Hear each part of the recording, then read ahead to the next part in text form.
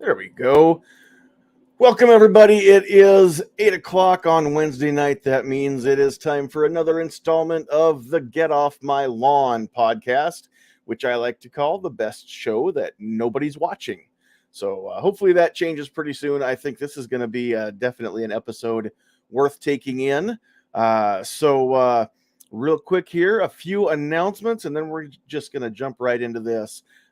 First and foremost, if you are watching out there, please get those comments in.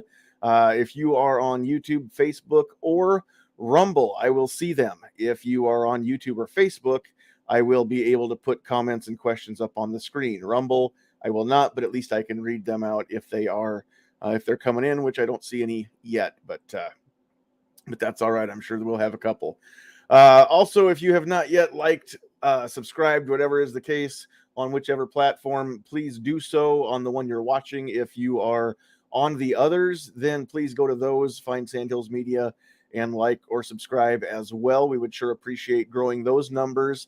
If you missed this, you can sure leave comments in the comment section down below, just not the live chat. Also, if you need to get a hold of us, you can email us directly at sandhillsmediaempire@gmail.com. We are, of course, always proud to be included in the Self-Defense Radio Network, so make sure that you're going over and checking out all the cool podcasts that are available over there as well, sdrn.us. Tonight's show is brought to you, as this entire season has been, by Sandhills Defense, which is my firearms instruction company. If you are in Northeast Nebraska, give us a look. Come check us out, and we're working on adding new classes throughout the year this year as we go along. If you're not in Northeast Nebraska, but you're within traveling distance, I like to say I have class, I will travel. So I will come out to you if we can work something out. Scheduling being the hardest part of all of that. So reach out again. You can find us on Facebook. You can go to sandhillsdefense.com, or you can call or text 402-851-0726 and get a hold of us that way. And then, last but certainly not least, the views and opinions expressed on this podcast belong to the individual expressing them. They do not necessarily reflect the views of the host, the sponsor, or any of the other guests. Also, we are not offering any legal advice or medical advice. We're not attorneys. We're not doctors. Most of us have at one time stayed at Holiday Inn Express, so we're pretty smart, but that's as far as it goes. So, all right, we are going to bring some folks in as we go along here and get this show on the road. So keep those comments coming, and if they pertain to what we're talking about at the time, we will get those up on the screen. All right, first and foremost, I want to introduce a couple guests that are brand new, have not graced us with their presence before. So coming from the southwest corner of the main part of Nebraska, not the Panhandle. If we didn't have that, then he'd be down in the southwest corner of the state. Dundy County, Nebraska Sheriff C.J. Smith is with us. Sheriff, how are you? I'm doing good. Good deal. He seems quiet on my end. Out there in the comments, let me know if we need to have him speak up a little bit, or I can maybe try and turn CJ's mic up a little bit too. Also, we have got Sheriff Richard Mack joining us to weigh in on some commentary. He is with the CSPOA, which I'm going to murder that, so I'll give you a chance here in just a second, Sheriff, to explain exactly what that is. How are you doing tonight, sir? Doing great. It's great to be with you this beautiful Tuesday evening. It is. I hope it's Wednesday night. Oh, it's Wednesday. That's I right. hope it's Wednesday. If not, I got my wires crossed too. Yeah. Well, you guys missed by an hour. I missed by a whole day, so I guess we're good. That's all right. That's no problem at all. All well, right. Wednesday, of course. I am getting told I'm going to turn CJ up. You just keep talking like normal. We should be able to cover you here, CJ. All right. Last but not least, I have got coming to us from the capital city of Lincoln, Nebraska, everybody's favorite tactical teacher, Travis P11, is in the house. He's going to help me with some questions as we go along here too. Travis, how's it going? I'm doing great, man. I appreciate the invite, and it should be a good show. It's going to be a good one. Yeah, I think it's going to be awesome. All right. So real quick, Sheriff Smith, we're just going to let you kind of have the floor here. I know you had asked me about coming in and sharing your feelings and some of what's going on with you So I'm going to let you just kind of give the brief rundown, and then we'll dig into some topics here. Okay. Well, I'd like to start with saying that this is my first official law enforcement position. I've done some work in prisons in Colorado and some detention centers. I just took this position on January 5th after winning in the elections twice. I won in the primaries against my main opponent, who was the same county's former chief deputy. He resigned the night of the election results. I'm sure everybody can run their own mind on why. And then the new incoming chief deputy around August decided he wanted to do a write-in. So I ran my campaign against him and won against him. Both of them I won in excess of 60% of the votes in one of the largest turnouts the county's ever seen. Wow. The second one I ran against, he is now my chief deputy. We both ran a clean campaign, so we have no hard feelings working with each other. And I actually appreciate everything he does. He brings a whole lot of experience to the floor. But the biggest problem I'm having is trying to keep my position, which, as I said, I'm an elected official, and some people in the state don't seem to realize that that has more authority than their own opinions or say so. And one of the things that's caused me the problems was I've actually taken a stance on some things where a lot of others have basically just sat back and kept things to themselves or took a neutral position.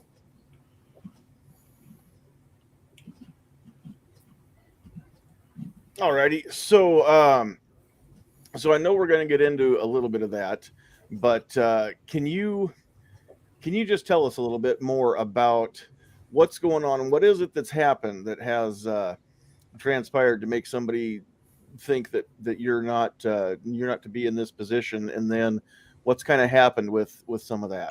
Well, the biggest thing is LB 51 came out, which is they call it the police standards law, where there's certain things you have to go through to become an officer in Nebraska now. There's really nothing written into those that state it's for the sheriff. It's all for hired employees, not for an elected official. And the only thing it says in there is if you are not a Nebraska certified officer before being elected, then you are to take a sheriff's training class within 8 months of taking office. Well, I went to the academy in February and took they call it the new sheriff seminar. And everybody there understood that that's what that class was. And now trying to get into the academy after they told me I'd have to go through an academy instead of reciprocity from my post certification in Colorado, I'm getting sidetracked or blocked in just about every avenue I try. So what does that mean if you're not able to get in and actually attend the academy, then you won't be compliant with that law that says you've got 8 months to do this? Is that what's going on? Yeah, they can't technically remove me from office. Only the people can do that. Okay. Or I resign on my own. But is what they do is they take your month's salary, and that is a fine that you have to pay every month, and they take it directly from the county. Aha. It never even comes to your pocket at all. Gotcha. So that pretty well frees anybody out. All right. So that's not sounding entirely great there. So you're wanting to get some of the word out, I know, on some of what's going on. So what can the rest of us do? How can we help with that? Well, the academy, even though it's technically not political, I mean, it is headed up by politicians, and any public office, when you put pressure on them, they make an action one way or the other. And is what I'm asking for is people to write letters or make phone calls to the leaders here in Nebraska and explain to them that what they're doing not only is unconstitutional, but it's also a violation of everything they claim to stand for. All right, so that's what we can do if we want to help Sheriff Smith get in there and remain in office ultimately. So, folks, I just want to tell you a little bit about Sheriff Smith. He has been a very instrumental in some of the fight here recently to get LB 77 across the finish line, which thankfully did happen. Sheriff Smith, you were there with us in the governor's meeting room there when he signed the bill. That was pretty cool. It was good to see you again. But I know that you've been working your tail off just to try to raise awareness as far as how important the constitutional carry effort is, not only in your county, but across the whole state. So first and foremost, I want to thank you for all the efforts. I remember you driving all the way from Benkelman to Lincoln just to testify at the committee hearing, to testify on behalf of the bill. And I didn't see any other county sheriffs. So 92 of them stayed home that day. And one of them drove, and not a short drive from Western Nebraska out in that corner all the way to Lincoln. So we appreciate your effort. We appreciate your dedication to not only the folks in your county, but again, on behalf of all of us that live here in Nebraska to try to finally get this law signed and in the books. So I want to give you a chance to talk about that. Sheriff Mack, I know you've got some pretty strong convictions too, as far as constitutional carry goes. So I'm going to give you a chance just to share those with everybody when it comes to just, how constitutional carry should be the law of the land and what it means as far as the rights of all Americans. Well, yeah, thank you. One comment I would have about Sheriff Smith's employment predicament Sure. is that the state has no authority to do this whatsoever. They don't have any authority to withhold his pay or to fine him. I believe with a first grade law school attorney could win this very easily. And if by some strange phenomenon that they were to succeed, then all we have to do is start a fundraiser and make sure that Sheriff Smith gets paid the next 3 years. And so he can let them take that money, which I'm sure he could get it back later. And then we could, when he gets all that back, we could all go to Hawaii with him and celebrate. But this really is an outrage. The reason we are called a constitutional republic is because the people choose. And the first 3 words of our Constitution are "we the people." This is not for we the bureaucracy or we the government. The people choose who they want to certify as their sheriff. The office of sheriff belongs to them, not to the state law enforcement board. And he won handily.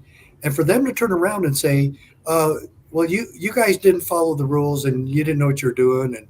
And we have a rule that the sheriff has to be a certified peace officer of the state. Arizona doesn't, New Mexico doesn't, and about 20 other states don't.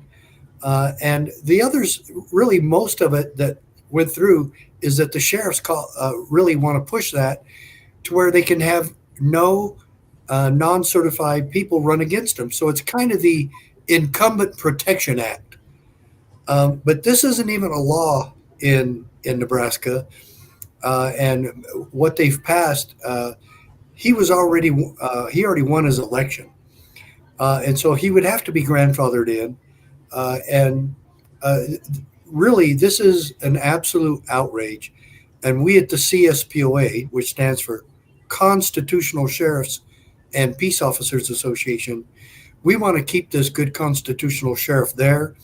The others that wimped out and didn't even get involved in the statewide constitutional carry really alarms me.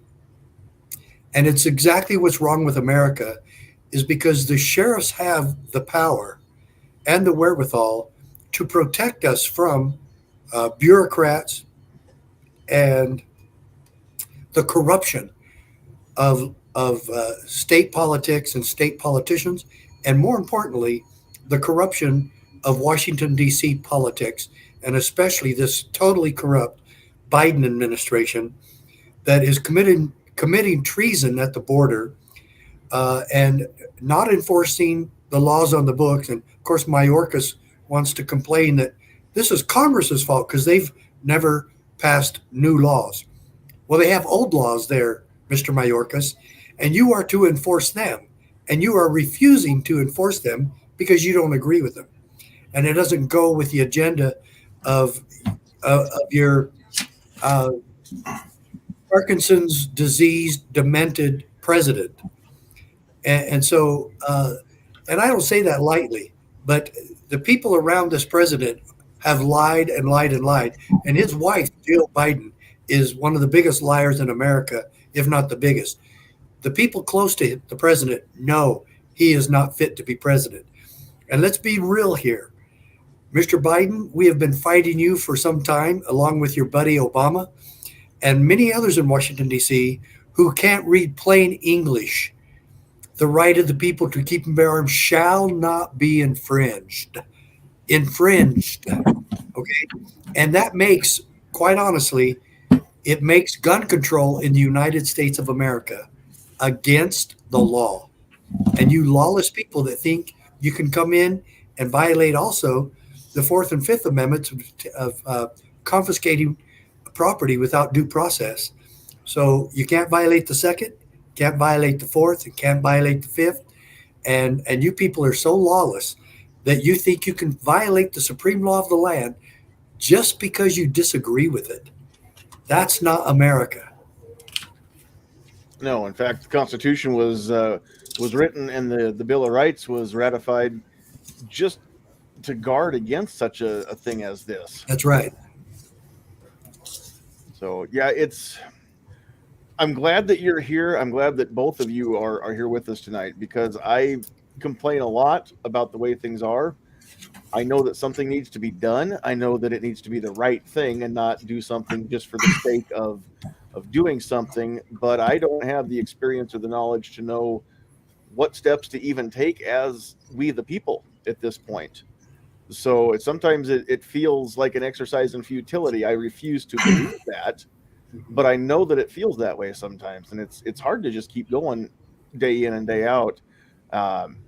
And just sometimes it feels like we're all just beating our heads up against the wall because we don't have the voice, we don't have the reach, the power that we ought to have as we the people. You would not be feeling that way if the sheriffs of this country would do their jobs and to keep their oath of office. And it's a simple process. It takes some real courage, and you need to be trained, and you need to be knowledgeable of the Constitution and your role as sheriff in your county and in this country. But when you swear an oath and you raise your right arm and swear in God's name that you will uphold and defend and protect and preserve the U.S. Constitution, that is exactly what you should be doing. And so that presupposes that you're going to know and understand the Constitution, but even more so, it presupposes that you will keep your word to the American people who pay your salary in your county, and that you will protect them from all enemies, both foreign and domestic. To allow the IRS or the BATF or USDA or EPA or FDA or any of these other corrupt alphabet soups, FBI, but mainly the IRS and there's so many that are totally corrupt, but the FBI, DEA, and the IRS are the three worst. IRS by far the worst, that fabricates evidence against the American people, and then we want to trust this government with 87,000 more IRS agents. This is absolutely absurd. Biden doesn't want to help with the border. He doesn't hire 87,000 more agents for the border. He hires 87,000 more to go after the American people for their taxes, and they're going to be trained. And they even said they're going to be carrying guns and ready to use them. This is so un-American, and this is so contrary.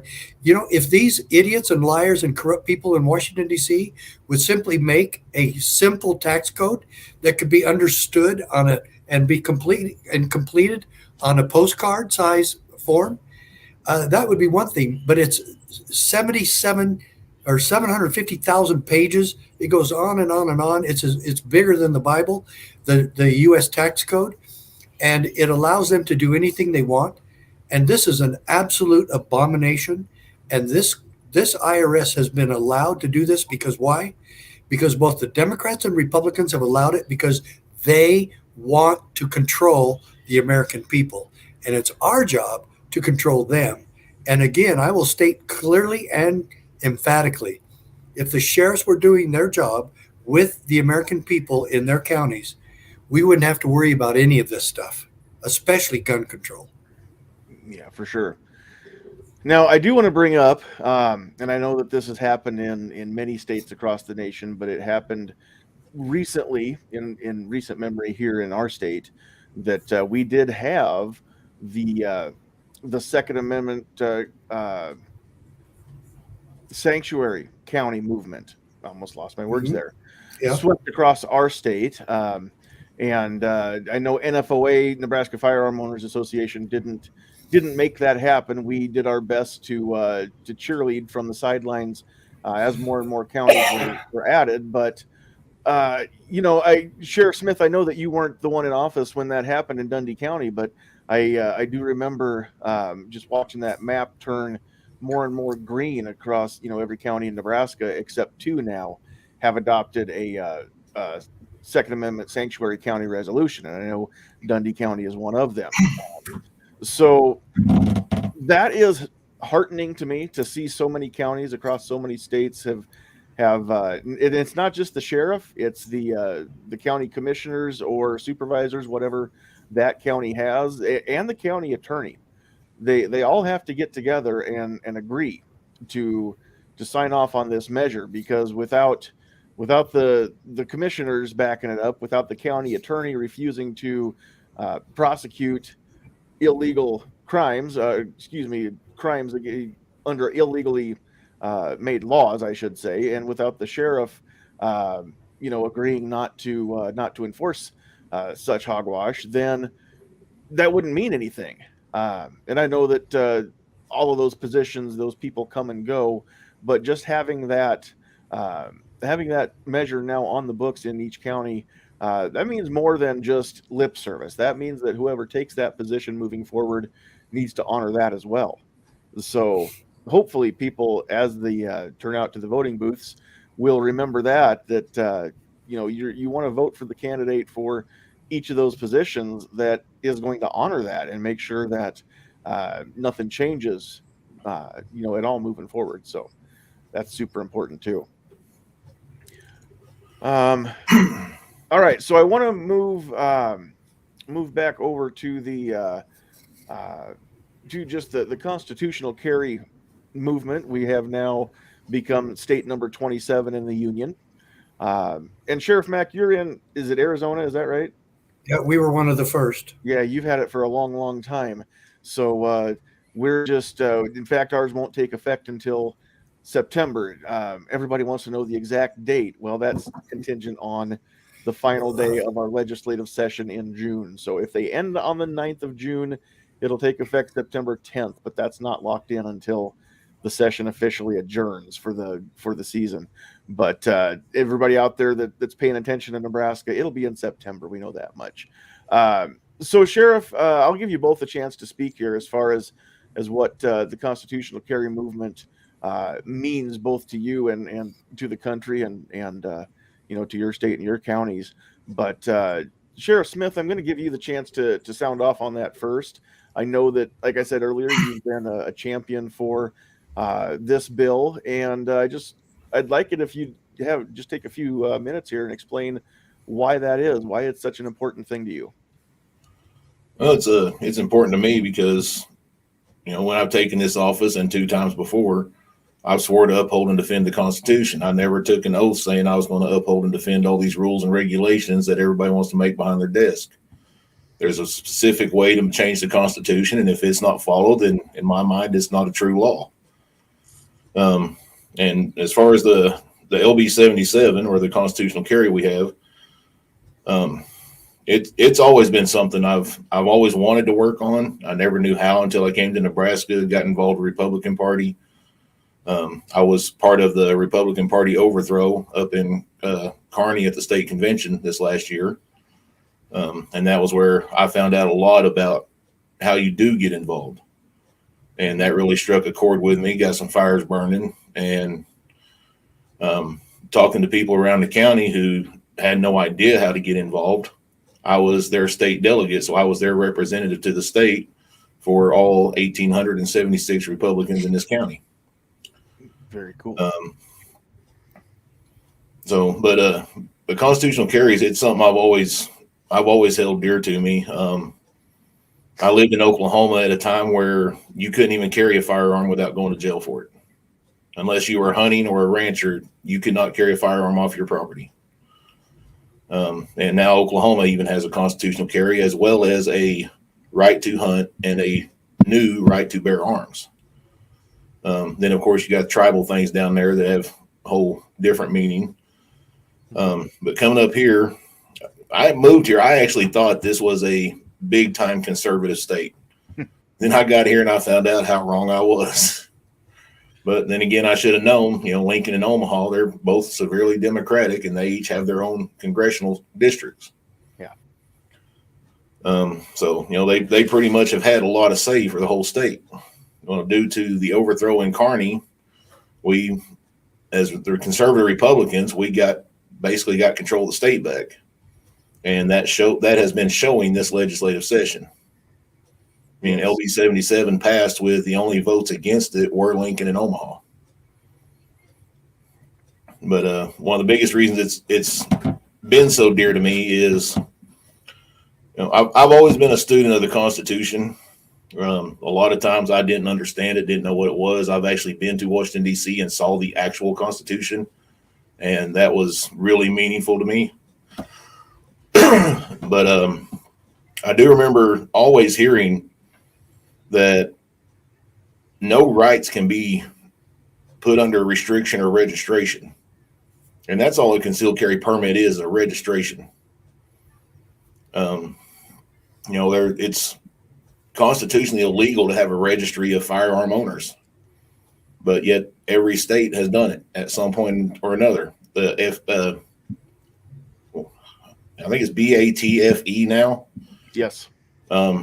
They tried to hold a federal registry. New York City has a registry. Omaha has a registry. Those are all completely unconstitutional and illegal.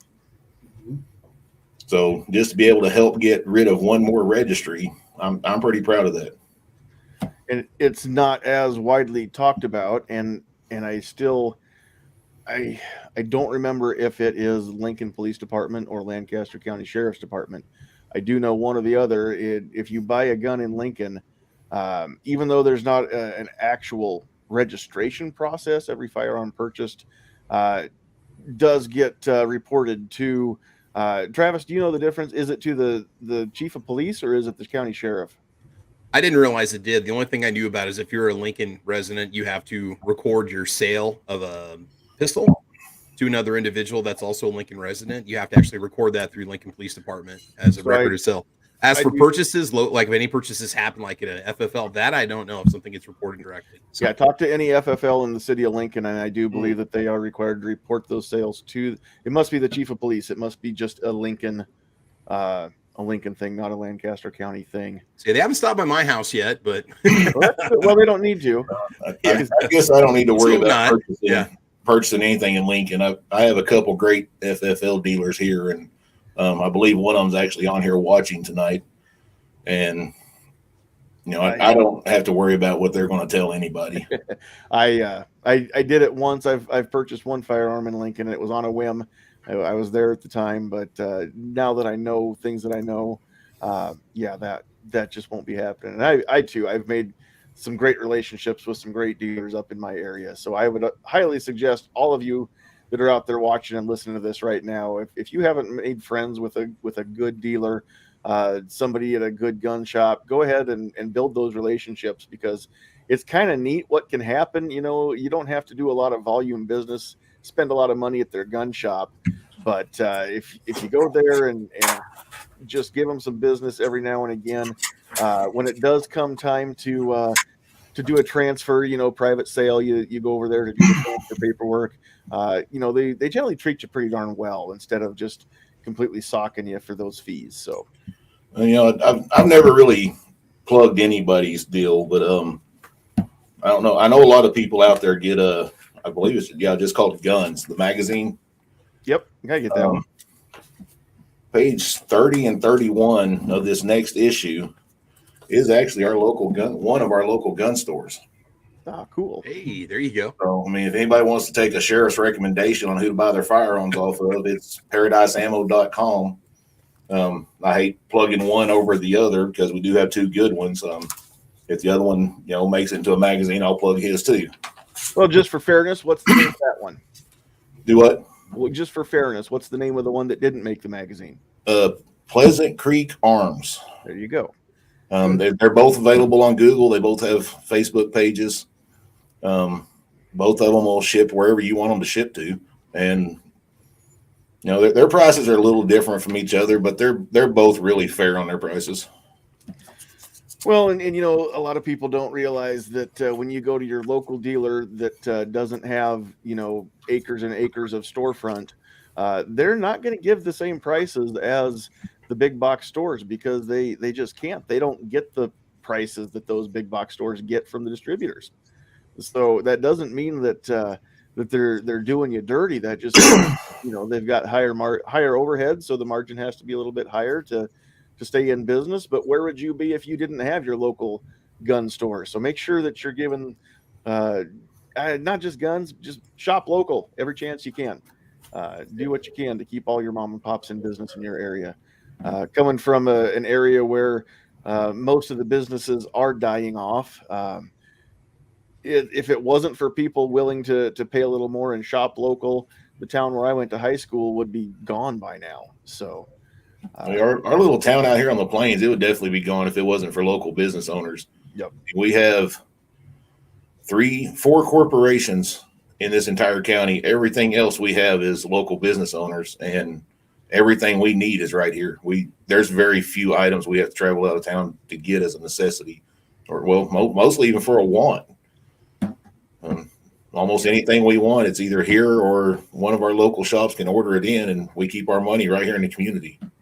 That's what it's all about. Yeah, that word community. I think that means more today than it ever has. We're seeing less and less of it, which makes it that much more precious of a commodity when you actually have the true sense of community in your area. All right, Sheriff Mack, I'm going to give you a chance now, because like you said, you've had constitutional carry in Arizona for a long, long time. But just overall, you know, more states are passing that into law all the time. There's a few other states, hopefully, that will get there this year as well. Why is constitutional carry so important, not just in a local sense, but in the grand sense across the country? Well, in the grand sense, local laws that make constitutional carry legal, doesn't that sound a little bit redundant? It does. Because I guarantee you, the United States Constitution already guarantees that, and all states have to obey the Bill of Rights. All states have to obey the Bill of Rights. There's very little in the Constitution that are required by the states, but every single state officer is required to swear an allegiance to the United States Constitution. The Bill of Rights being the part of the Constitution that is the supreme of the supremo law of the land. And so it's astonishing to me that we even have to discuss that, but even more so that we have to do it because look at your state constitution. What does your state constitution say about the right of the people to keep and bear arms? I'll bet it's even more powerful than the Second Amendment. And I guarantee you the 13 original states all have in their constitutions a very strong phrase about keeping and bearing arms by the individual citizens. This is so absurd that we have to go around to do this and say constitutional carry. The Constitution already means what it says. We don't need another law saying, oh, we really mean it. The Constitution really does mean it. And it should be embarrassing to states like Nebraska and Texas and Montana and even Arizona and Nevada and others, especially in the West, that waited so long to have constitutional carry when Vermont has had it for like 30 years.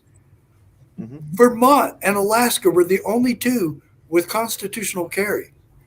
I am proud of Arizona because ours is a quote most liberal, the most extensive, I should say, because I hate that word liberal. It is the most extensive constitutional carry anywhere. You don't need a permit for anything. You can carry open or concealed. I personally do not like people to carry open. Keep it concealed. It's better tactily.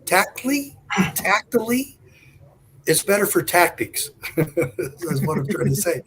If you're ever confronted in a situation, you don't want to be open carried. If you're in a bank and somebody's trying to rob it and you're the only person that knows that you're packing, that makes the strategy on your side. Strategically, you're at an advantage. But this is it's just so politically correct that we have to go to the state legislature and say, can you allow the Constitution to really mean what it means? Yeah. It's the supreme law of the state or the supreme law of the land. I already have my permit to carry. It's there in the Second Amendment, and it's in my state constitution as well. And so it's really sad that this is the case. Yes, I like Sheriff Smith. I agree that we should go ahead and do them. But then if it doesn't pass, does that mean you can't do it anymore? And the state constitution supersedes any other legislation. And so does the federal constitution. So I don't know where this problem came up in the first place. And I'll tell you another double-edged sword. Concealed carry permits. The state doesn't have any authority to make me get a permit to carry a gun. And that's another thing I like about Arizona. There's no permits. And so we need to stop compromising on this issue and get back to the original intent of our founders and read our own state constitutions. Yeah, that would be great. Nebraska's had language since it was either 87 or 88 that we amended our constitution to include the right to keep and bear arms. And there's some very strong language in there. And right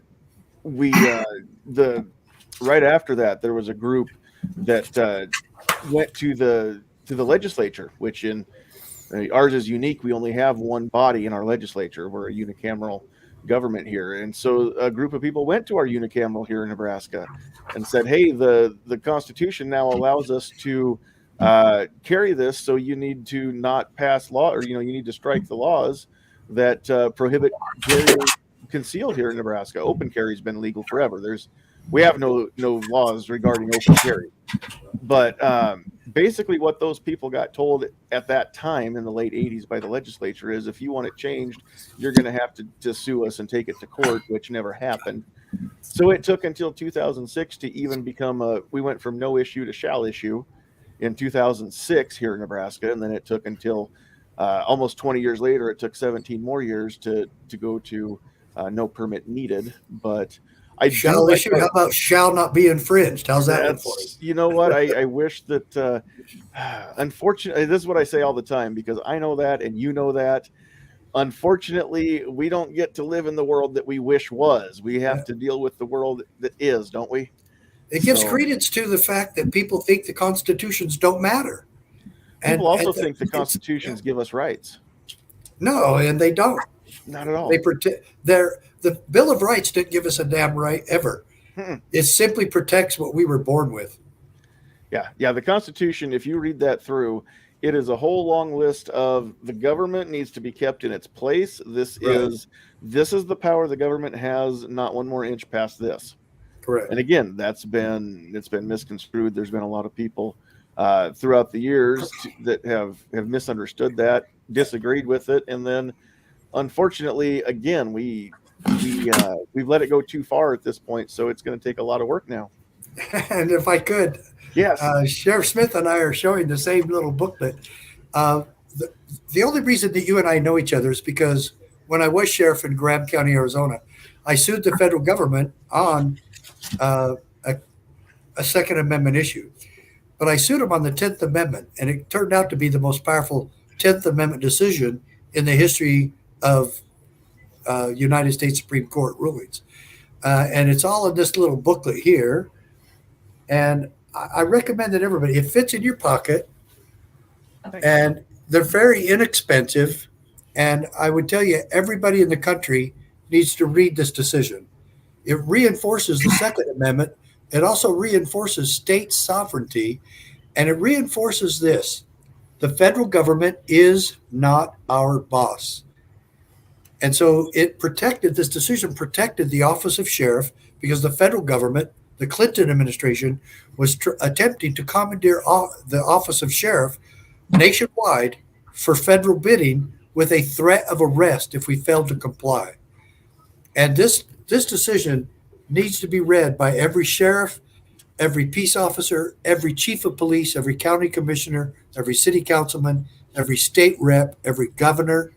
And this has not been rescinded. It came out June 27, 1997, the only time in U.S. history when sheriffs sued the federal government and won. This is that case. Put it out there, get it out there. And I invite both of you to do as Sheriff Smith has done. I invite you, John, and you, Travis, to join the CSPOA, become a member, and make us stronger and make this movement stronger. Go to CSPOA.org, Constitutional Sheriffs Peace Officers Association, CSPOA.org. Every one of you listening to this program should become a member of the CSPOA and make this movement that is a peaceful and effective solution to taking back our country, county by county. Do it now. Become a part of this movement so we can become stronger. Yep. And for those of you that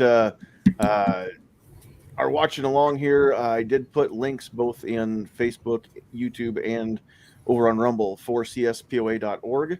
So if you're replaying the live chat, you can get those if you're not watching live. If you're watching live, you can roll back up in the live chat and get to those. I did just put it up on the screen as well, so you can go back and rewatch this.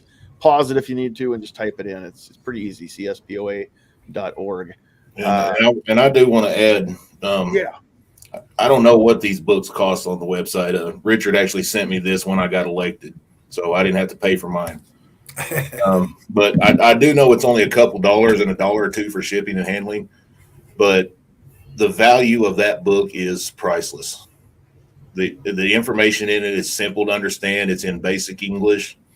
It breaks down the ruling and what powers, not just sheriffs, but what powers the people have. Yeah.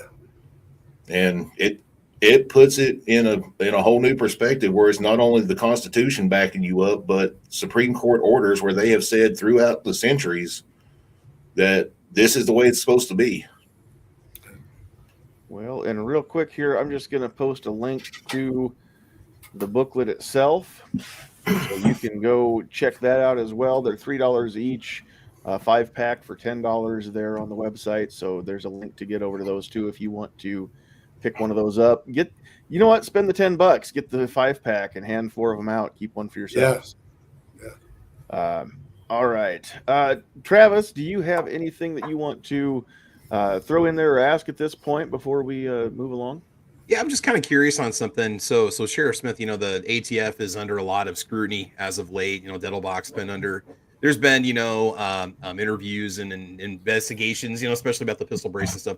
What exactly is the sheriff's obligation to, cooperate with federal agencies when they show up at your door, ATF, FBI, or whatever? Do they generally keep their space, or are you guys obligated to work with them, or what? Well, that's where this book really comes in handy, because it puts them in check. And Richard, I'm sorry, I'm going to butcher this up, but these are not federal agencies. They are not government operatives. They are a bunch of bureaucrats that sit on their thumbs. And as far as I'm concerned, you can tell them keep sitting there and start spinning. So I got a question though. Let's just say that, just hypothetically speaking, I have a force reset trigger, and I'm seeing these videos now on YouTube where the ATF are showing up at the doorsteps of American citizens that bought these triggers, which were apparently legal at the time when they bought them. Can I call the police and tell them that I'm being harassed by federal agents and I need? I mean, what can I call? Can I call 911 and ask for help when the ATF shows up at my door? If I didn't invite them, if they won't go away and they won't come back with a warrant, or what? What kind of rights do I have? Well, I know as an American citizen, you damn sure have a right to call. As far as what's going to happen, I can't say, because not every sheriff or police chief out there is constitutional. Yeah, a lot of them are going to show up and say, well, they're the feds, they have authority. Yeah. But if it happens in this county, I can tell you exactly what's going to happen. They're either going to leave or we're going to have a battle.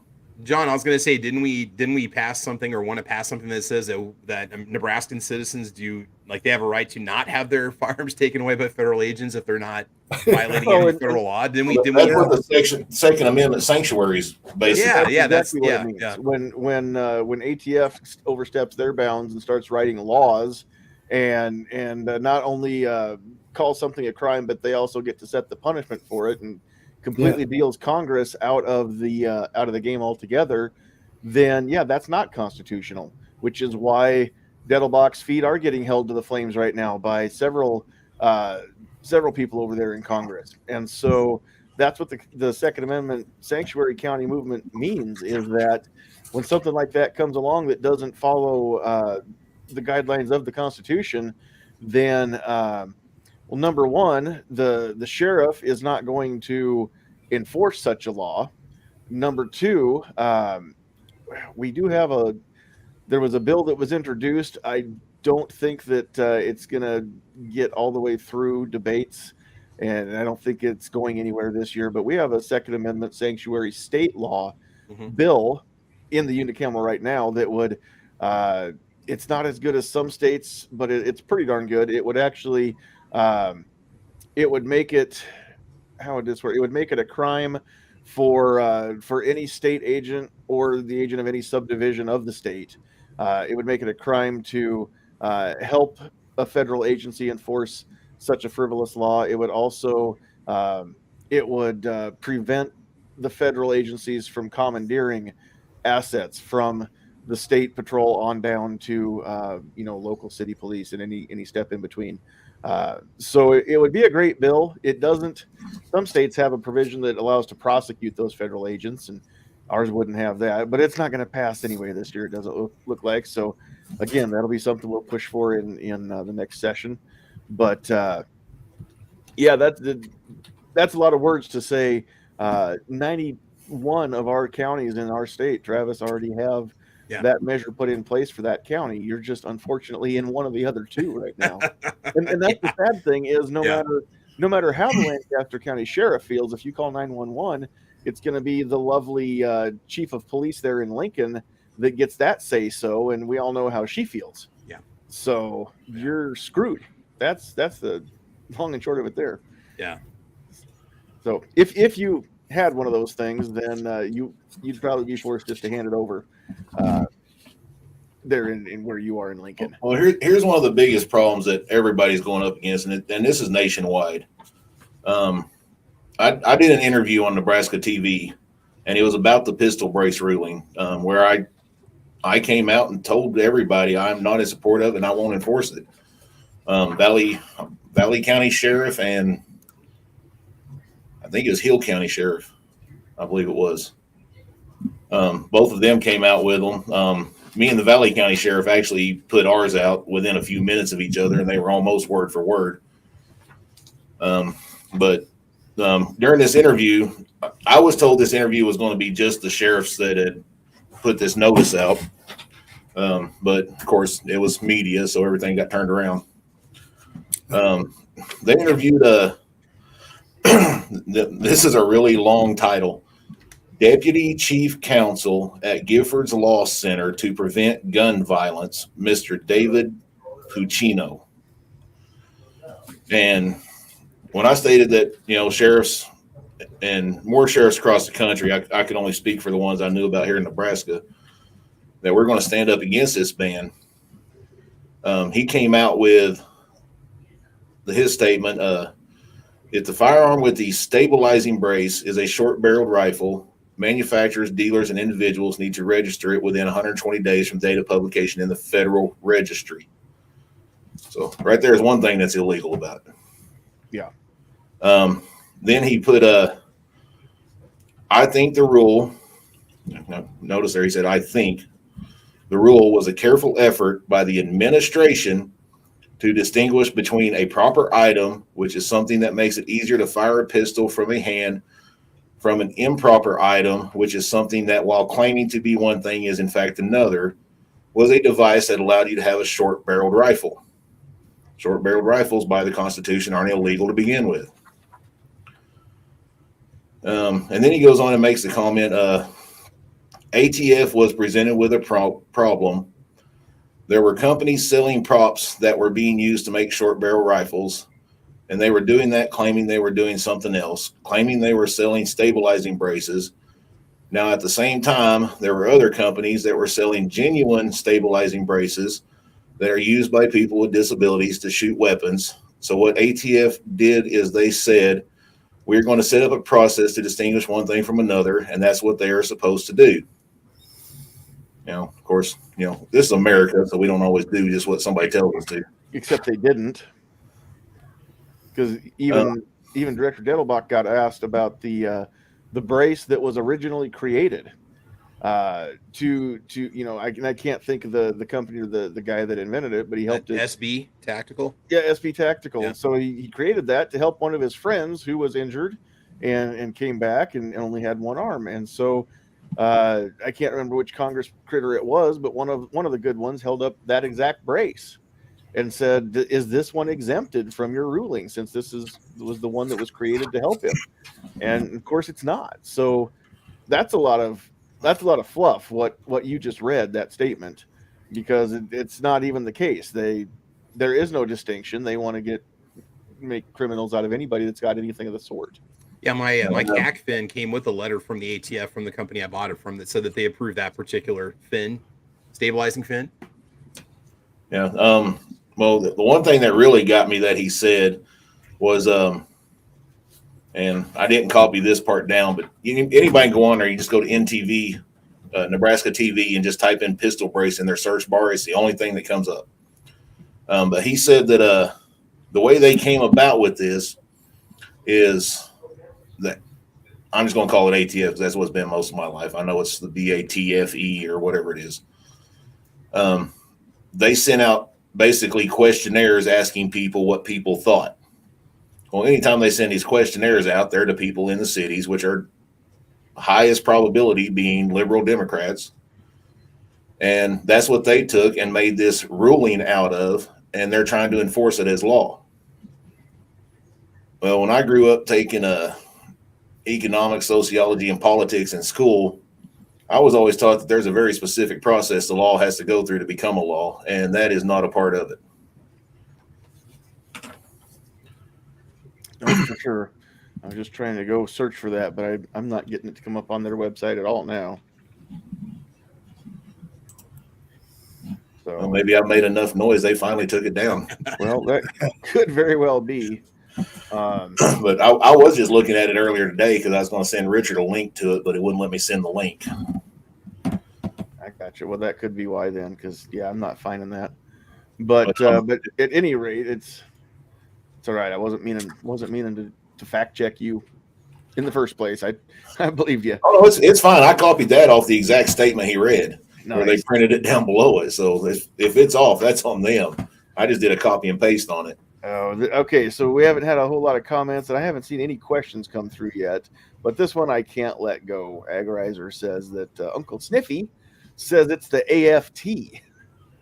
That's been The all farts team. a lot of memes came out. It's been a couple of years ago now that he called it the AFT in a press conference. But there's been some shirts and hats I've seen. That's very true. He did call it that. But remember, we have to keep it clean. Yes, we do. I almost slipped up there on one of my deputy's favorite ball caps. We have a very popular Karen in town. You know, John, what's been great about these interviews this evening, John, is we're asking these questions and they're not starting off with, well, Mr. Anderson, thank you for asking that question. And they don't like walk around. It's so refreshing to have human beings actually respond to questions you answer. It's just, I can't even explain it to you. I wish I had a job where I could just not answer any questions at all and just say I can't answer that question. I mean, that would just be the ideal job, I think, wouldn't it? I told Sheriff Smith this the other day. The truth is easy. Yeah. The truth is easy, but it's the least heard. It is. Yes. It's easy, but it's the hardest thing to say sometimes too. Is it's a lot easier to just throw flowers and rainbows and unicorns at people because the truth can be a hard pill to swallow. Yeah. Well, politicians definitely have a problem with it. Yeah. No kidding. Yeah. I would rather have you here. Tell me an answer I don't want to hear. I'll respect you more than you just walking around until your time runs out. And then you move on. Yeah. Want to point out, I appreciate that both of our guests tonight, neither one of these fellas are Second Amendment butter guys. The Second Amendment butters that say, well, I support the Second Amendment, but nope, I support the Second Amendment. Period. Well, you can go on a CSPOA, and our webinar from yesterday is on there, and it pretty much went the same way this one's going. It was a no holds barred basic attack on liberals. Yeah, and I mean, I don't know where I throw myself in that spectrum. I'm definitely mostly conservative. I do appreciate that much as I hate liberal opinions typically, I appreciate that we need to have them. I mean, they keep us from going too far one direction as well. We want to not have either extreme for the most part. But it's just. Well, I would say this about that. The only fight we should be having between Democrats and Republicans is which one's following the Constitution the most. Indeed. Yeah, I'll agree to that for sure. I mean, the Democrats and Republicans, that's basically our own check and balances. It's one of those things. One of the current events programs that I like to follow along with. The host of that is Dave Rubin. It's called the Rubin Report, and he's very fond of saying if you want to fix things, you don't have to vote Republican, but you sure can't vote Democrat.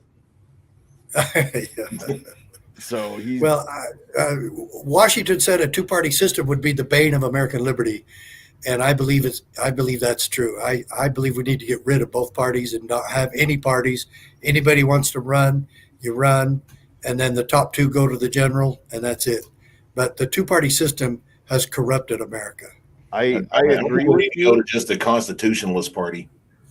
I agree with that too, and I agree with what you said, Sheriff Mack. Although, as the pragmatic part of me says that anytime we have a group of people that are factionless, they do eventually clan up, and we have factions, and so we could do away with parties altogether in 2 generations. Still have the elites. There will be no memory of the old 2-party system, and they'll have made another one.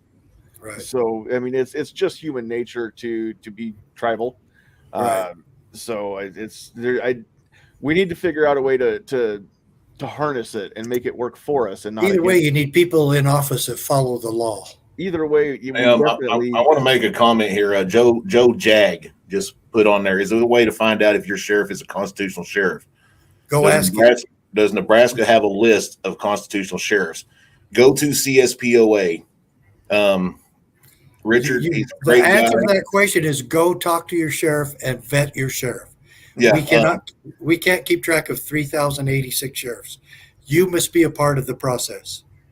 Is what I was going to say is on the website. Is it still up there, the questionnaire? Yes, because I know I've taken it. There is a questionnaire for vetting your sheriff as a constitutional sheriff. Yeah, I know the CSPOA can't do it. I know there's not a list of Nebraska constitutional sheriffs. I can tell you that from what I've seen and heard, I'm one of only 3 that I would say are constitutional sheriffs. But there's a list on there, and it gives you questions to ask them and take their answers. Yeah, that's kind of sad. In Arizona, we have 15 sheriffs, and we'd be hard pressed to come up with 2. All right. I was trying to find that real quick, but I'm going to have to go back. I will try to find a link to that questionnaire. But ultimately, yes, you're exactly right. Go talk to your sheriff. Absolutely. Find out who your sheriff is. And guess what?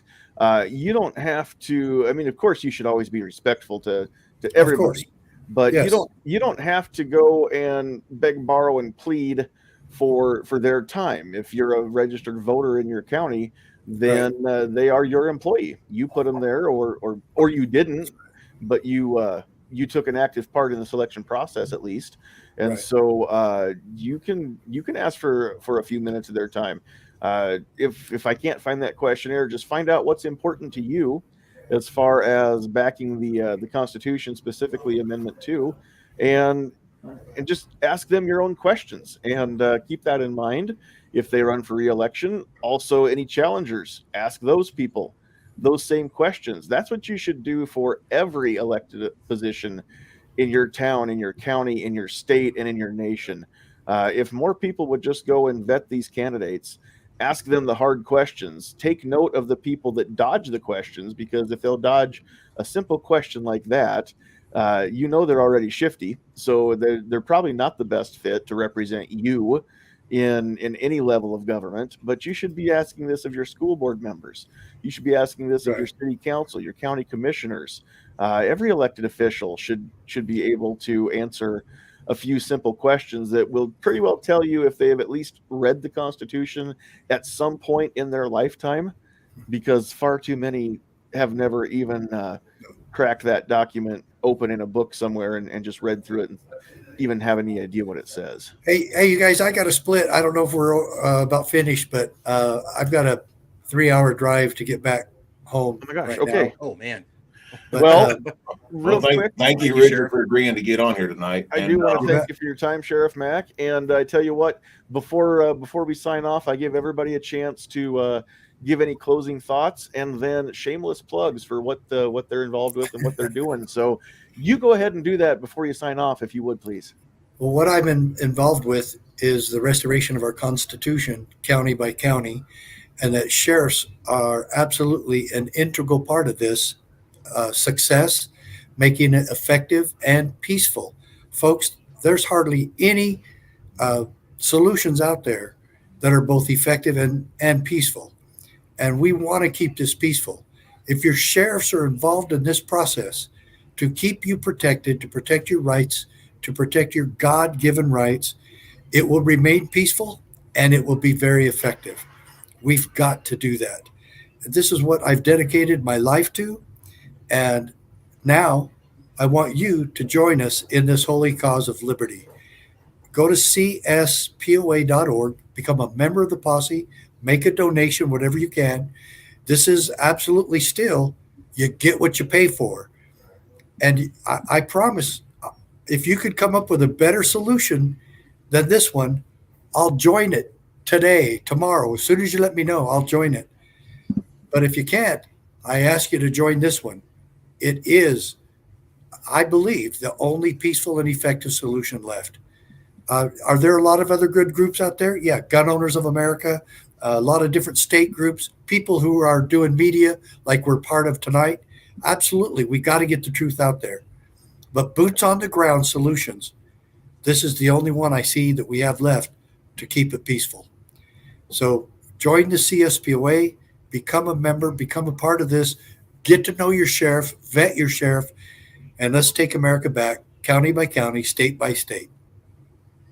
Can I get an amen? Amen. Amen. Thanks, All right. guys. Sheriff, we appreciate I'll your talk time. to you later, Richard. You bet. Thank you. God bless. Have a safe trip back. All right. I think we are pretty well wrapped up.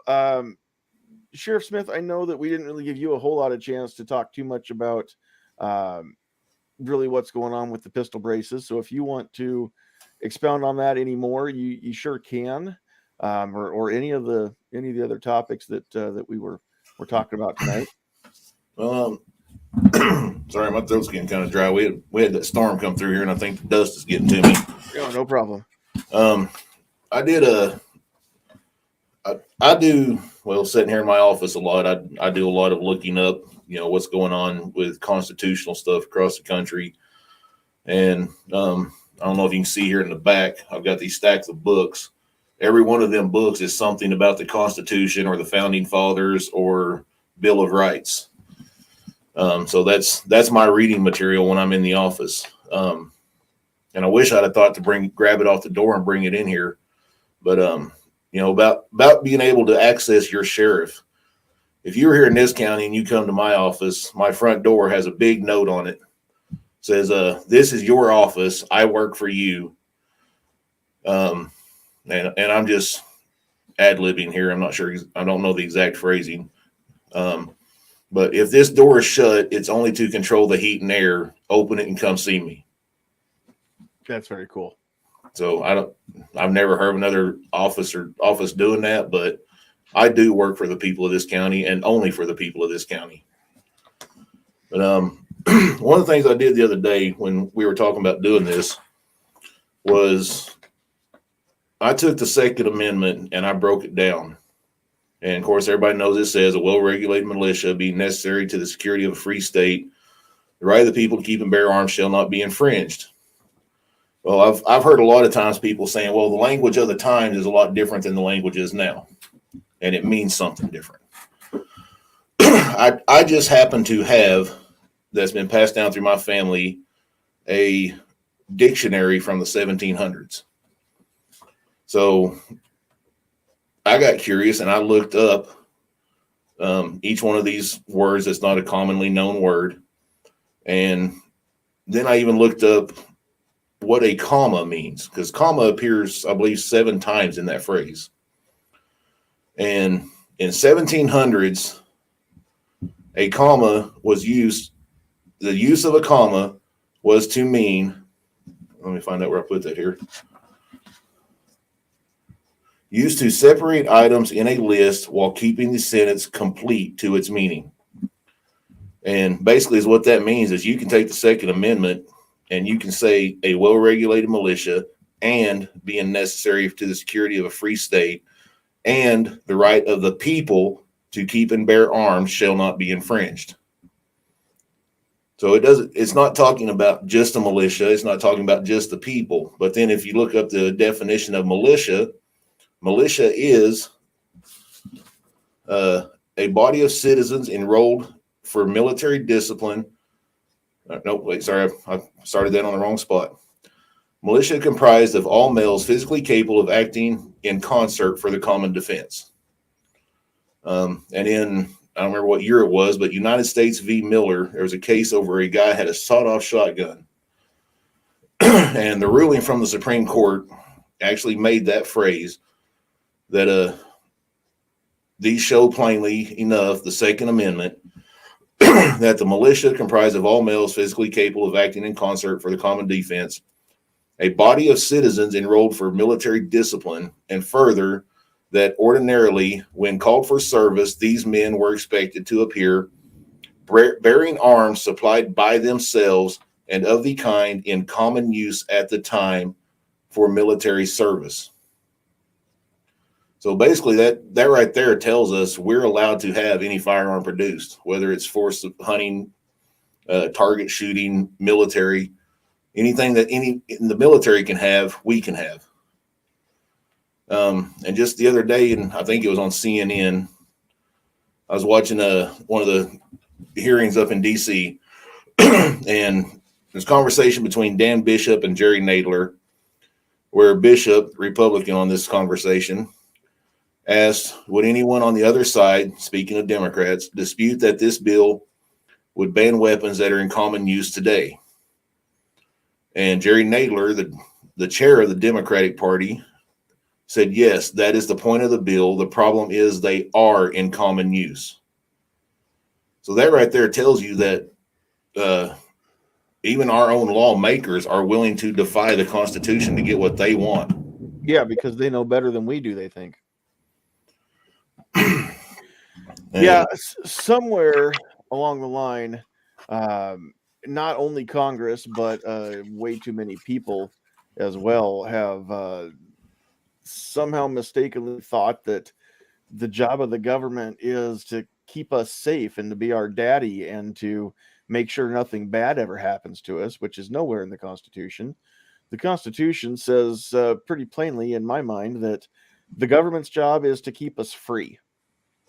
And they are, it is the government's job to offer protection from, foreign aggression, right? But ultimately, within our borders, as long as we're not getting invaded, then it's not the federal government's job to keep us safe. And there is no such thing as safe. It's not your job to make sure that everybody in your county is safe. You are to promote safety, of course, right? But ultimately, if something happens in one end of your county and you're at the other end of the county, you can't guarantee those citizens' safety, which is why they need to be able to take responsibility for their own safety. You'll get there as quick as you can. More often than not, it's the job of law enforcement to pick up the pieces and gather evidence. It's very rare to find out that law enforcement actually responded in time to stop a crime from happening, right? We just don't hear about it because again, manpower just is spread so thin. We understand you can't be everywhere at once. And I'm not saying this as a disparagement. It's just the fact of the matter. I come from a county that's, I don't remember now, about 70 miles from end to end. If you drive the long way, it's going to take a while for somebody from one end to get to the other end. So I grew up knowing the same thing, that if something were to happen, we're at least 30 minutes by road from the nearest emergency room. And we never know where law enforcement's going to be, but up in Kippahaw County, it's pretty few and far between usually. Luckily, it's a pretty safe place to be still, but ultimately, we can't count on our law enforcement. We can't count on our government to keep us safe, because there's no such thing as safety. The safest place that you could possibly be is inside a maximum security prison cell with the cell door shut, right? Nothing can get to you. And even in prison, that's what I tell everybody I'm going to be if the apocalypse ever happens while I'm still here. You'll find me in a prison with guns all around me. Yep, exactly. But sadly, people in prison still aren't safe. It's just an illusion that the sooner people realize that there's no such thing as safety and you're going to have to be responsible to mitigate risk as much as possible, then we'd all get along a lot better. But unfortunately, again, we don't live in the world that we want. We live in the world that is. So that's all most of us are asking for, is just give us the freedom and the flexibility, give us the room to take care of ourselves, and we'll call in our sheriff's department, our local law enforcement as needed. But I have a fire extinguisher in my house, multiple fire extinguishers in my house, because once I call 911 and ask for the fire department to come help me fight a fire, I'm not just going to stand here and watch it burn. If I can fight fire myself while they're on the way and I can try and contain it, I'm going to try and contain it.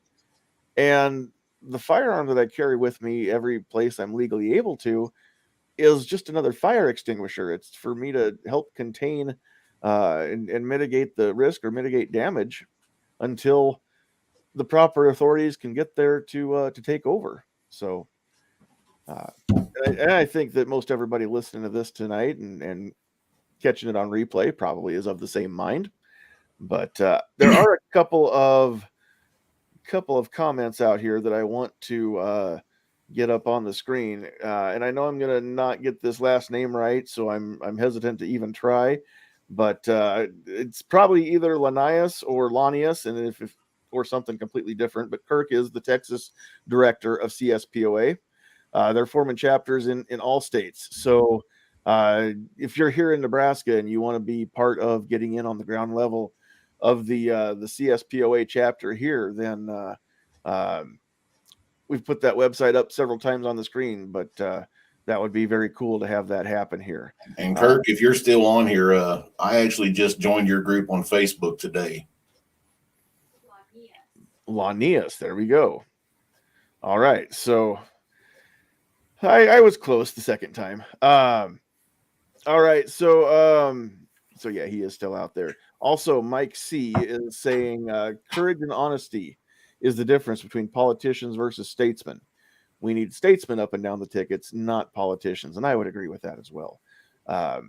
It's really, sometimes it's really difficult to vet an up and coming candidate when they don't have a history of public office prior. You know, they have no voting record. So all you can do is try and get them alone. And most people are pretty fair judges of character if you'll just listen to your instincts. But try and meet these folks. Find out what you can. Figure out if how is it that they always say when you meet somebody and you want to judge their character, you got to go with the 2 beers and a puppy test. You know, are they going to be fun? How do you know if they're fun? Well, would you have a couple beers with them, or could you stand to sit and have a couple beers with them? Now, are they going to be responsible? Well, if you had a puppy and you were going away for the weekend, would you trust this person to take care of your puppy for the weekend? You know, or your young children, I guess I could say too. But normally that's kind of the gist of the 2 beers and a puppy test, just on judging character. So some people might be a lot of fun, not real responsible. Some people might be no fun, super responsible. I gravitate towards the people that if I drank beer, I could have a couple beers with and still trust them to take care of my puppy. So that might be something that people moving forward could I'd like to add on to that, being that I actually ran for an office, even though I'm not a politician, I'll never be a politician. Amen to that. And I told everybody that during my campaign. I'm not here to be a politician. I'm here to be a public servant. And I never asked anybody what party they're with, and I really don't care what party they're with. Right. I'm here to serve this county and the majority of this county, regardless of which side of the line they're on. As long as I'm serving the majority of it, even Richard has told me, if 50% of them are happy with what you've done, you're doing a good job. Exactly right. And if the other half will never be happy no matter what you do. If you can keep 50% plus 1 happy, you'll stay in office too. So that's ultimately what it comes to. Also, speaking of that, I know that our legislature became a unicameral with the intent of doing away with the 2-party system in our legislature. That was why they did that to begin with, was to make our system nonpartisan. And we all know, if you look at most of the votes that happen in that chamber, they pretty well do follow party lines. But I want everybody to remember something for all of these bills that do get passed this year and get signed by Governor Pillen, that in order to overcome a filibuster, which most of these are facing a filibuster every time this year, we need 33 votes. That's been, we've talked about that a lot here in the last couple of years, but we only have 32 Republicans in our state Senate. So that means that every one of these bills, including LB 77, that has defeated the filibuster, we have had at least one Democrat senator, sometimes multiple Democrat senators, that are reaching across party lines and still voting to keep a bill like that alive and advancing. So when it came to voting for LB 77 there at final reading, it was Senator, I believe it's McDonnell is the right name, Senator McDonnell, here in Nebraska, Democrat registered senator, voted, I believe, all the way through, voted yes for LB 77. And without that vote, it would have not passed cloture. So there wouldn't have been a vote to pass the bill then. And so we had the exact number of votes we needed to beat that filibuster, and then again 33 votes to pass the bill into law. So those of you who, I guess, are keeping score, it might be nice to send a few extra thank yous to Senator McDonnell for not caring about the party affiliation and just caring about what his constituents want and what Greater Nebraska was demanding. I don't know. Asking seems like not the right word. If we demand it, that's what they should do. And if they don't do it, we should replace them, right? So I guess what Greater Nebraska has been demanding that our governing body do for quite some time now. So I just wanted to throw that in there too. I do not see any other. Oh, Kirk did say also, purpose of government is to secure the blessings of liberty. Yes, I would agree with that. How does the old saying go? That those who would give up essential liberty for temporary safety deserve neither. Isn't that how that goes? So yeah, you worry about keeping me free, and I'll worry about keeping myself safe, and everything will be fine. Freedom's a dangerous place to live. Yes, it is, and it should ever be so. All right, so I don't know if you can see the private chat or not. That shows up on mine. yes, I can. I put my email in there. Okay. Anybody that would like to write a letter of support or a letter to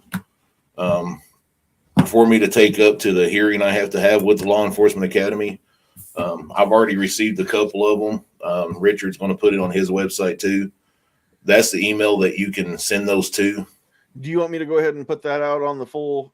Yeah, that's my personal email. So, was that a yes or a no? I'll keep that. Yes.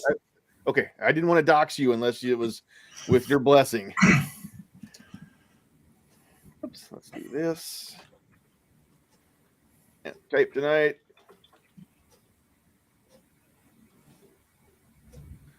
Do that. And there it goes.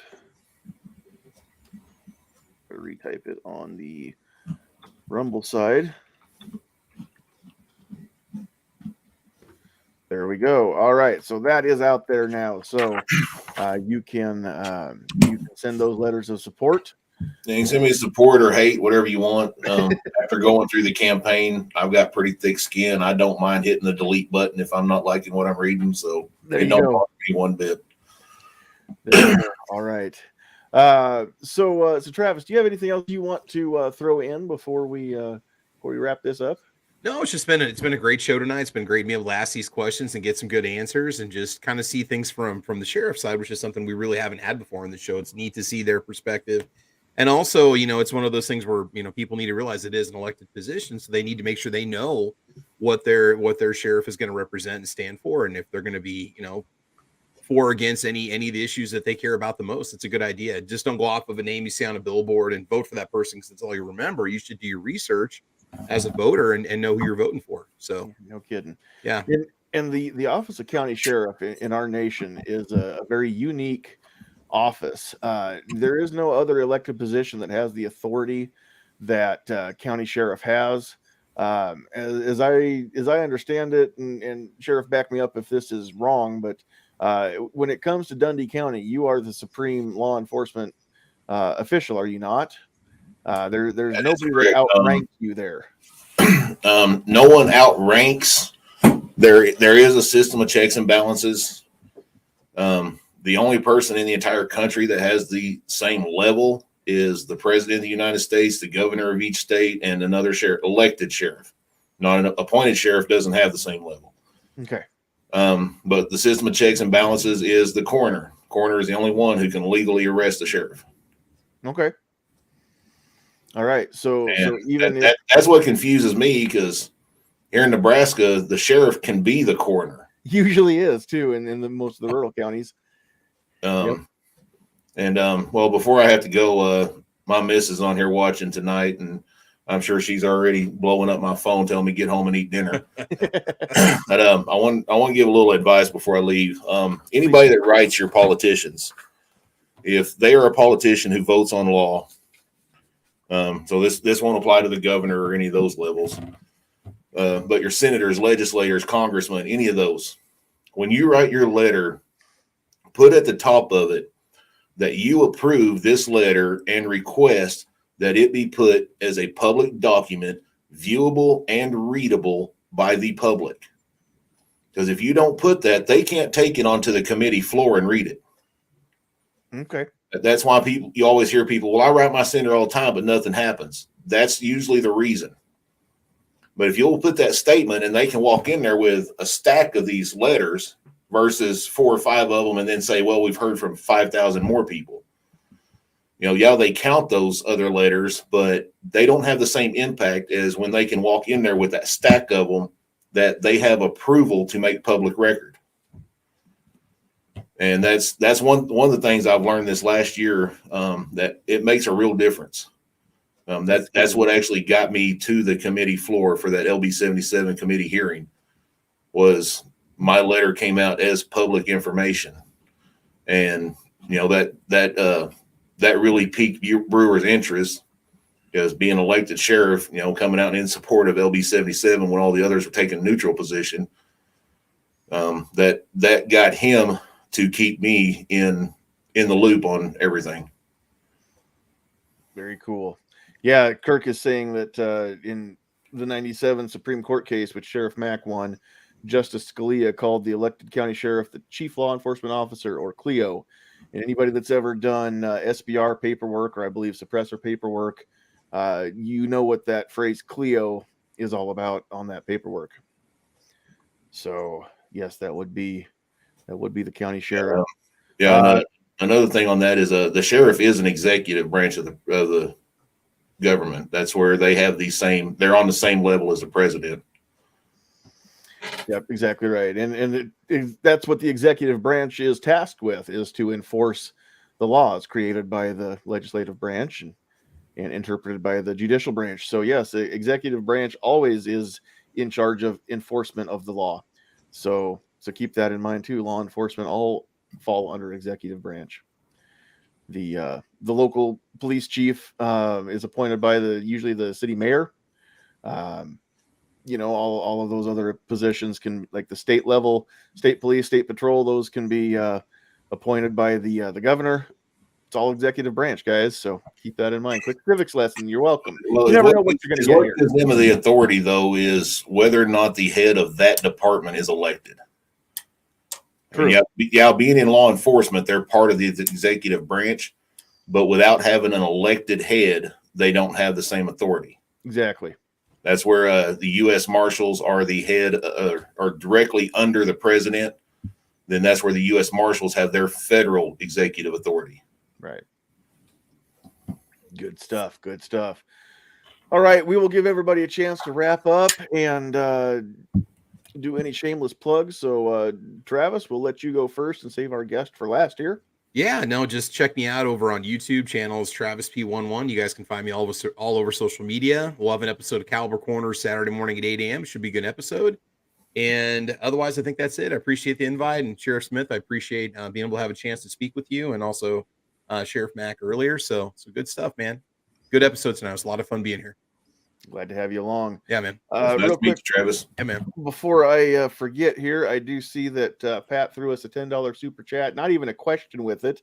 If you're going to send super chats, I guarantee I'll read your question on air. So, Pat, we appreciate that either way.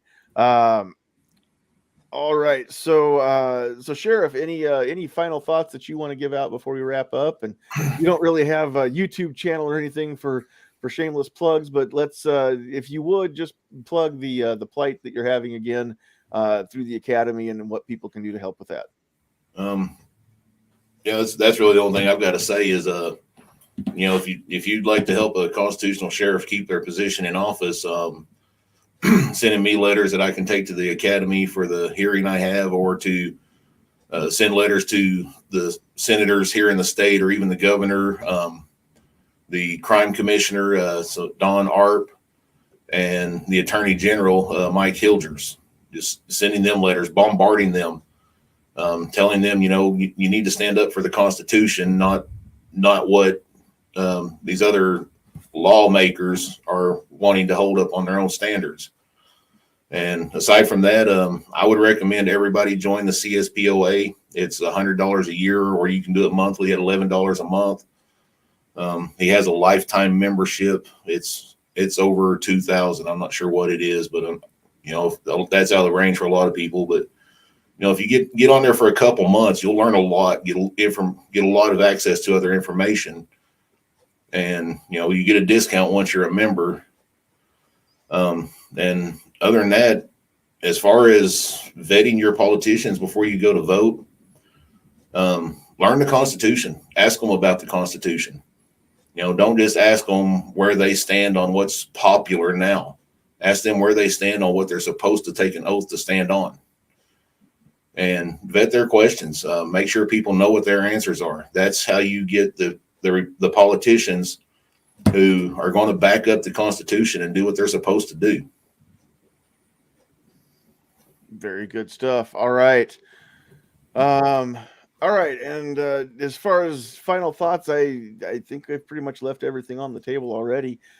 Shameless plugs for me. Of course, if you're watching the show or listening, you know that I do this every Wednesday night, 8 p.m. Central Time.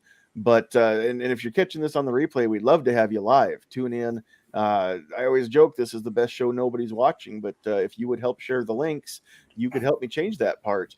The biggest thing I want to plug right now that's coming up is through NFOA. There and it's I'm not going to go into the details. I don't know how much of that story is actually mine to tell anyway, but there is a diversity shoot being planned for May 23rd in Lincoln at Big Shots Range. And Tony Simon from The Second Is for Everyone is planning at this point on being there to conduct that diversity shoot. Although he's got this whole tour that's coming up here starting not next week, but starting the week after. And it's kind of in limbo right now if it's actually going to come together the way that he's been planning it or not. So his plan is to hit Oklahoma, Kansas, and Nebraska on this Great Plains. He's got some cool name for it that he wants to call it, but some Great Plains Diversity Shoot Tour. But we're not sure that he's going to make it out here or not. So what I would like, and I've never e-begged for money before, and I don't want it for me, but if you would like to go donate to NFOA and help get Tony here to make sure that if everything else falls through, that we can get him to Lincoln, and then after that, he's got to head down to St. Louis for Kevin Dixie's Train and Learn event next the weekend after that, Memorial Day weekend, I believe it is. But that diversity shoot's pretty cool. We're going to have an online town hall meeting, not this Friday, but next Friday, the 19th. I think we're going to start it at 8 o'clock Central Time. So if you want to know what that's all about, tune in or go to The Second Is for Everyone on social media. I think it's thesecondisforeveryone.com. You can or diversityshoot.com. But basically, Tony's mission is to bring as many new shooters into the fold and new firearm owners into the fold as he can. There's been a lot of groups over the years that, for one reason or another, have either been told or they've just grown up feeling like they're not part of the quote-unquote gun culture because of skin color or religion or race or who knows what, the people that I lose track of the initials, so I just call them the rainbow community.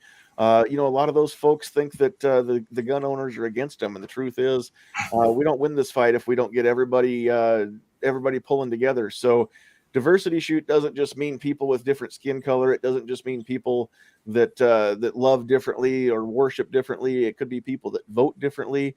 It could just be people that think differently and think that guns are a terrible thing, but they're willing to at least open their mind and learn a little bit about it. So we bring people in and just give them a quick rundown of why we're so adamant that there should be no gatekeeping in the Second Amendment community. We'll give them a chance to shoot a gun, and a lot of people will, that might be the first time that they ever get a chance to fire a gun. They might find out it's not nearly as bad as what they thought, and that we're not a bunch of evil bigots. So if we can get a few extra people that will at least shift their stance a little bit on the spectrum and find out that, they think maybe we're not so bad. And of course, we already think that they're not so bad. And, maybe we'll have a little more common ground. And that's how we win this battle overall is to, we need more and more allies all the time. And who's that going to be? Well, the people that are not voting the way that we vote right now when it comes to guns. If we can't open minds, we can't change minds. So that only starts by extending an olive branch and saying, hey, we don't care who you are. We want you with us. That's what Diversity Shoot's all about. So we're going to talk about that and more next Friday night. Of course, we'll have our regularly scheduled show here on Wednesday. So tune in. I don't know what the topic will be, but I'll try to make it worth tuning in for. I always do. So in that light, we're going to let everybody go on behalf of Sandhills Sweetheart, who's been over there keeping held down over in the chat. You know what? I know that a lot of you are out there. We're going to skip the list tonight so we can just let everybody have their night back. On behalf of Travis, Sheriff Mack, Sheriff Smith, and myself, thank you for joining us. Personally, I love you guys. God bless you all, but it's time to go. You know what you got to do, man. Get off my lawn.